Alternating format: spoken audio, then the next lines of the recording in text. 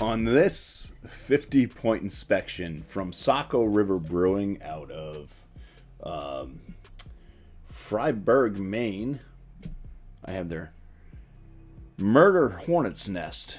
This is an Imperial IPA coming in at 9% ABV. This can doesn't list any of the hops on it. It also doesn't give a date. I did look back to see if I had done this beer before. And no, I didn't do this beer.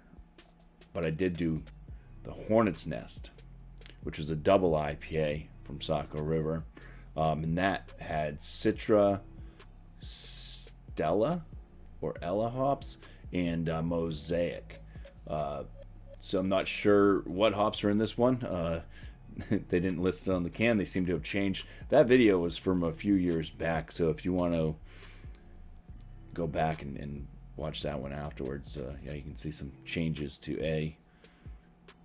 the quality of the video, at least for imagery, and then yeah, how much weight I've put on as well. So anyway, let's go ahead and crack into this one and give it a pour. All right, this thing pours like it's fucking oxidized. This is Jesus, it's like brown mud water, man. Does not look like a very healthy IPA. The head on this is it's got kind of a sudsy, off-white, creamy head. But yeah, that looks like rotted, like, I don't know, mango juice or guava juice that's old.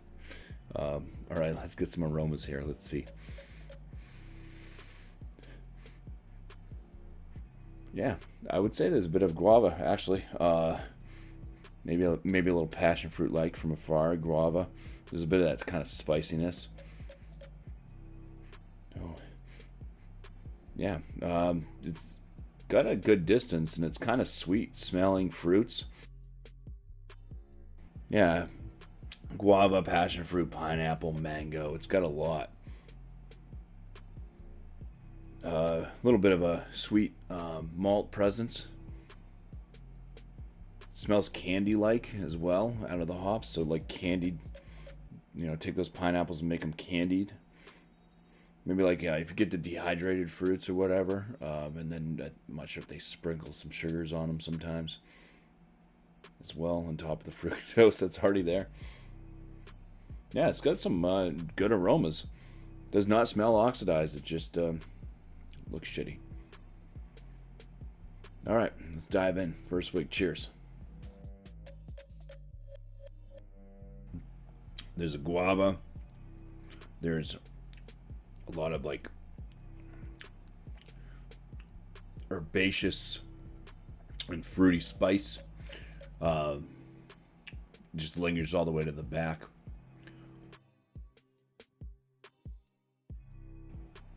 Sweet bready malt.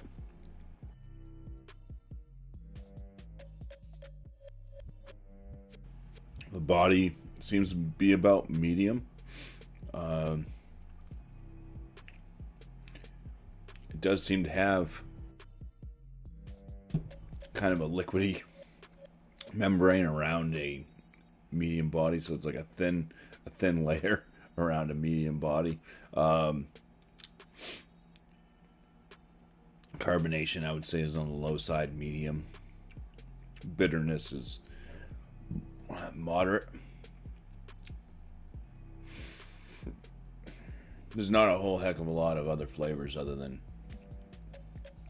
kind of this guava and the herbal spicy type notes. Bit earthy, I guess, on the tail end. Earthy, woodsy.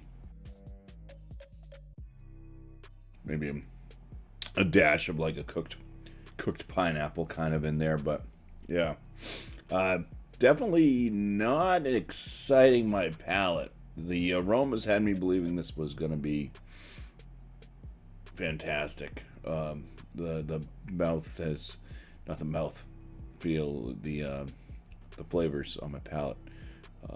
This is giving off has definitely let me down quite a bit.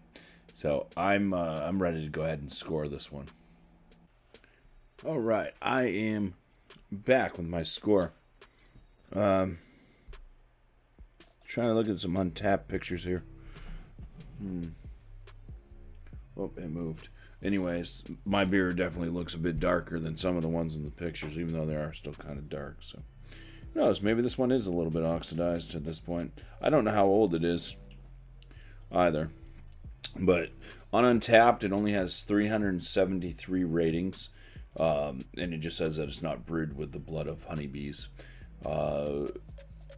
So this is averaging out right now at a 4.13 out of 5, which on my scale would put it as a very good beer. What I thought of it, first off, dinging it for the appearance. Not the best appearance. I'm going to give it a 5 out of 6. On the aromas, I thought were pretty decent. I'm actually giving it an 8.5 out of 10. Flavor score really was not there for me. I'm going to give this one an 11.5 out of 19. The body, it's all right. It is what it is. I'll give it a 5 out of 5. And for my overall in this one, I'm at a 6.5 out of 10. Not really enjoying this all that much. So for Saco River Brewing Company's Murder Hornet's Nest Imperial IPA, it's going to get a bumpy 36.5 out of 50, which is going to land this as a good beer. Just want to say cheers. Thank you all for watching.